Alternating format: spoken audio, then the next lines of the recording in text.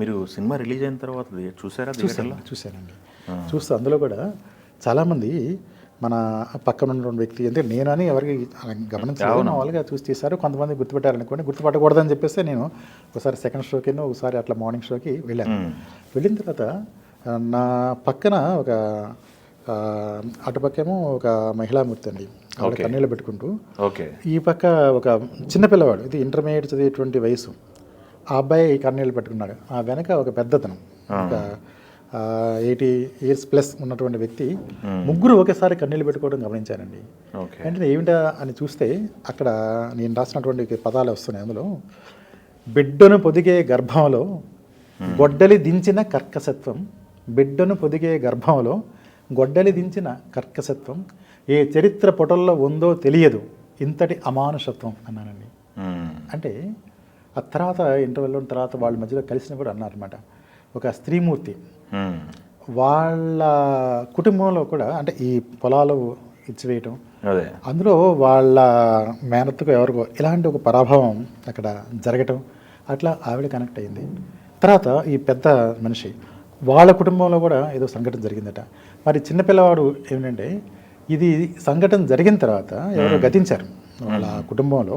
ఈ షాక్ యాక్చువల్గా ఈ పంట పొలాలు ఇవన్నీ కూడా దాంతో వచ్చే అబ్బాయితో అబ్బాయిని ఇంజనీరింగ్ చేయించాలి, ఫ్యూచర్లో చేయించాలని చెప్పి అనుకున్నారు. కానీ ముందే పొలాలు ఇచ్చేసారు కదండి. వాళ్ళు అనుకుందంటే అప్పటికి ఇది ఏదో రకంగా మళ్ళీ ఒక ప్రగతికి ఒక ప్రతీకగా ఏదో రకంగా మనకు ఉపయోగపడుతుంది, అది బిడ్డకి ఉపయోగపడుతుంది అనుకున్నారు. కానీ అది జరగల. దాంతో ఆవేదనతో వాళ్ళు వీళ్ళ మా నాన్నగారు వారు చనిపోయారట. కనుక ఆ బాధతో ఆ అబ్బాయి కళ్ళీళ్ళు పెట్టుకోవడం జరిగింది.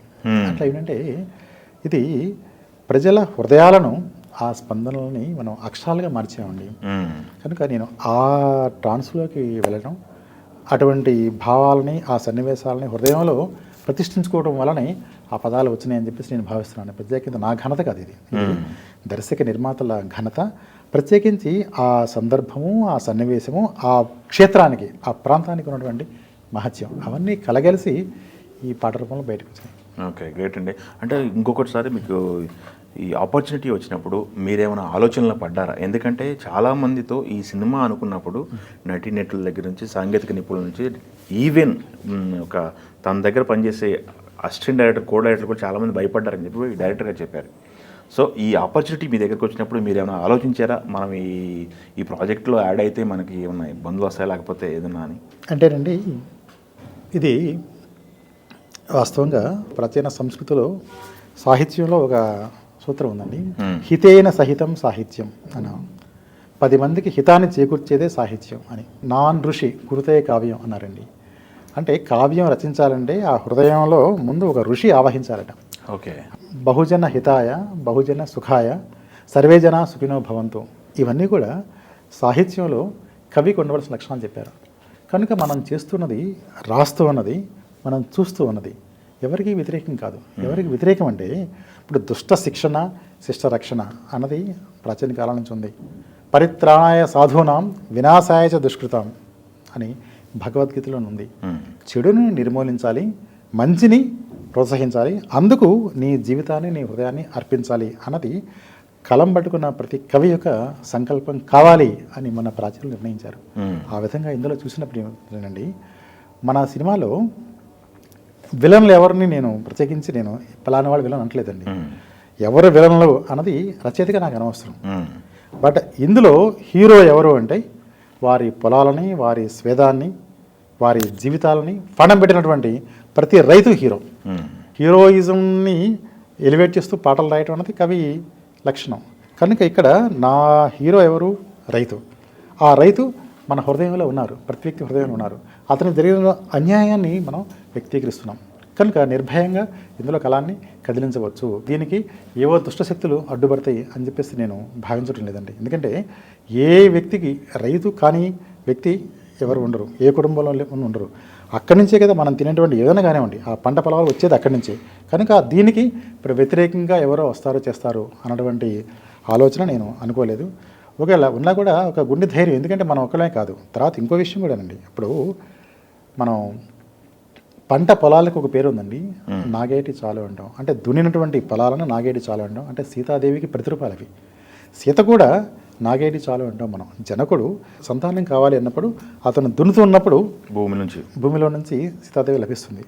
అలాగే రాముడు లక్ష్మణుడికిను, తర్వాత భరతుడికి, తర్వాత గుహుడికి, సుగ్రీవుడికి తన కలిసిన ప్రతి వాళ్ళకి చెప్పేటువంటి దాంట్లో కూడా ఈ పంట పొలాలని కాపాడాలి, రైతులను కాపాడాలి అన్నది విషయం అతను చెప్తాడండి. రామరాజ్యంలో అంతర్భాగం ఈ సుభిక్షంగా పంట పొలాలని కాపాడుకోవాలని.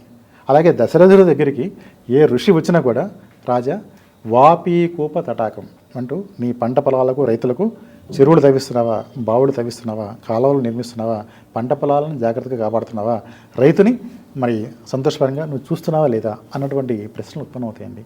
తర్వాత అటు ఒక పక్క మనం అయోధ్యలో రామాలయం కట్టిస్తున్నాం కనుక అక్కడ రామకార్యం అంటే అది ఎంత ఉన్నతమో, ఎంత పునీతమో, ఇక్కడ రైతులు చేసేటువంటి ఇది కూడా అంతే పునీతం.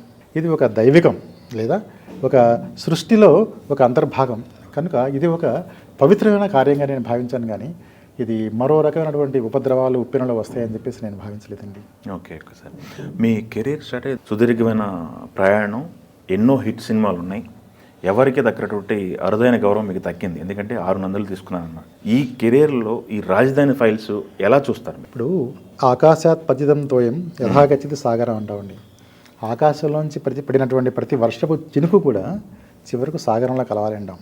ఆ విధంగా ఎన్ని పాటలు రాసినా, ఎన్ని పద్యాలు రాసినా, ఎన్ని పుస్తకాలు రాసినప్పుడు కూడా అంతిమంగా ఇవన్నీ కూడా ప్రజల హృదయం అనేటువంటి సముద్రంలో సంగమించాలి అన్నది ఒక రచయితగా నా భావన. అటువంటి సాగర సంగమం ఈనాడు జరిగిందని చెప్పేసి నేను భావిస్తున్నానండి. గతంలో తెంచుకుంటే తెగిపోతుందా దేవుడు వేసిన బంధం అన్నటువంటి, తెలుసుకోని జీవిత గమ్యం పెంచుకోమ అనుబంధం అన్నటువంటి పాటలో ఒక స్త్రీమూర్తి ఔన్నత్యాన్ని అందులో చెప్పాను. అలాగే చిరునవ్వులతో బ్రతకాలి, చిరంజీవిగా బ్రతకాలి, ఆనందాలను అన్వేషిస్తూ అందరి కోసం బ్రతకాలి, అందరినీ బ్రతికించాలి అన్నటువంటి పాటలో శ్రేయోభిలాషి అండి. ఆత్మహత్యలకు వ్యతిరేకంగా ధైర్యంగా జీవితంలో ముందుకు సాగాలి అన్నటువంటి భావన అందులో చెప్పాను. అలా ఈ రెండిటికి అటు ఇల్లాలు కానివ్వండి, ఒక జీవి యొక్క జీవిత చరిత్ర కానివ్వండి, వీటన్నిటికన్నా కూడా భిన్నంగా, అతీతంగా, అంతకంటే ఉన్నతమైనటువంటి స్థానంలో రైతు ఉంటారు. అటువంటి రైతు జీవితానికి ఒక అక్షర రూపాన్ని ఇచ్చేటువంటి ఒక సన్నివేశంలో ఇవాళ సందర్భం మనకు లభించింది అని నేను ఒక ఆత్మసంతృప్తితోనే నేను ధైర్యంగా ఉన్నానండి. ఈ ప్రజాహృదయ స్పందన అన్నది ఈ పాటలో, ఈ చిత్రంతో లభించిందన్నటువంటి ఒక మానసిక స్థైర్యం నాకుంది.